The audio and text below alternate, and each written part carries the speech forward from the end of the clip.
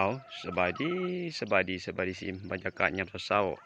ๆพบกันเช่นเคยกับอ้ายประเภทคนมักฮักการเกษตรมื้อนี้มาเช็คเบิ่งสมาชิกคือเก่าแข็งแรงหรือบ่นะ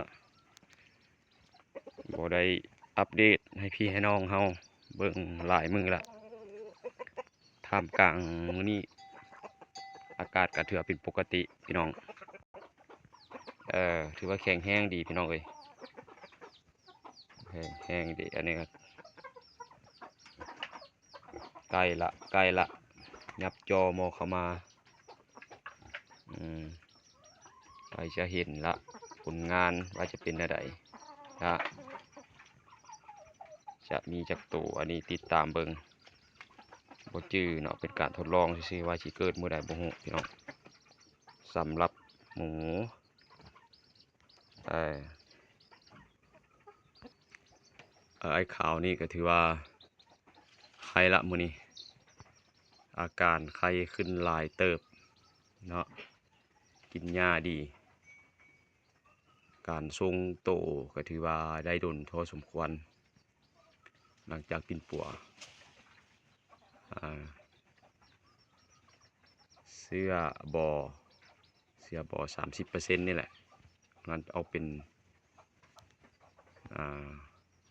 เวลาดเนาะแต่ภูมิต้านทานมันก็บ่อยากค่อยดีทอเวลาดพี่น้องขี้ก็หลายพี่น้องเอ้ยขี้มันก็หลายบ่ได้อนามัยปุ๋ยเนาะเป็นปุ๋ยเต็มอยู่เอาจงไว้ใส่พืชพันธุ์ธัญญาหารที่เราปลูกก็งามส่วนหนึ่งก็อนามัยมากองไว้แล้วก็จูดเพื่อไล่ยุงไล่หินในยามตอนแรงพี่น้อง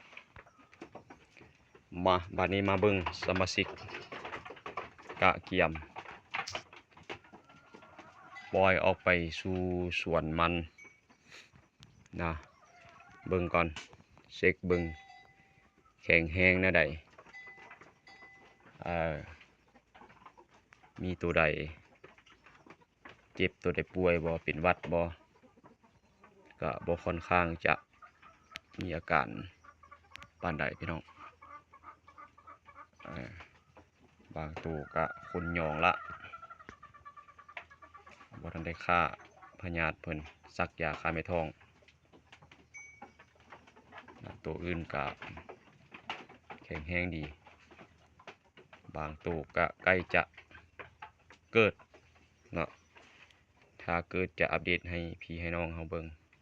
ตื่นอีกบาทหนึ่งอันนี้แม่นกิจกรรมตอนเช้าๆเช็คจำนวนตัวแล้วก็ทั้งเช็คสุขภาพเนาะบรรทาน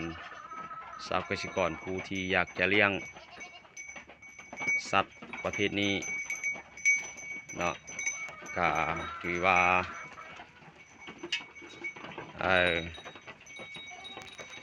ต้องได้ปฏิบัติกิจกรรมยามเช้ายามแรง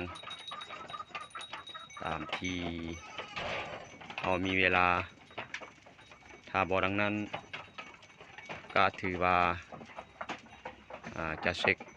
บ่ครบบ่ถ้วยติดตามสุขภาพจะบ่หมดบ่เสี่ยงพี่น้องอันนี้เป็นการเช็คจำนวนคนลงมาไกลจะหมดแล้วพี่น้องถือว่าค่อนข้างแข็งแรงดีนะยัง